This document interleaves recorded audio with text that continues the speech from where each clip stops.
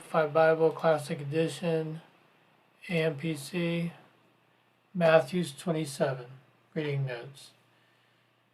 Matthew 27, 1-2, they took Jesus to Pilate. Matthew 27, 3-10, Judas was very stressed and upset and tried to give back the money he received. The temple refused the money. Judas went to the potter's field and at the field of blood and hanged himself.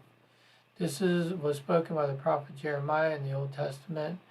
Matthew 27, 11-66, Pilate asked Jesus if he was the king of the Jews, and Jesus said, as he stated, meaning yes. During the feast of the Passover, the governor releases the one prisoner, and there was a notorious prisoner, Barabbas, and Jesus. Pilate asked the crowd who to free, and they said Barabbas. Pilate's wife said to Pilate in a message to have nothing to do with this because of a dream.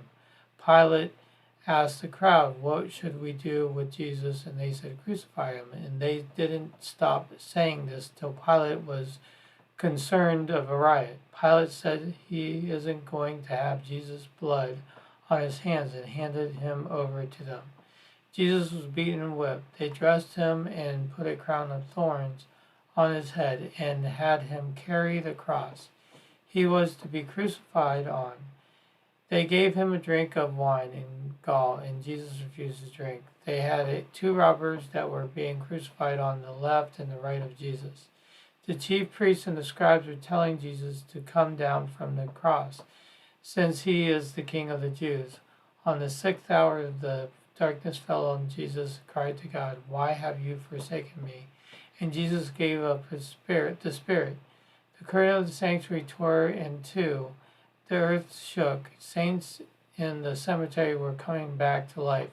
A centurion soldier said, this truly is the Son of God.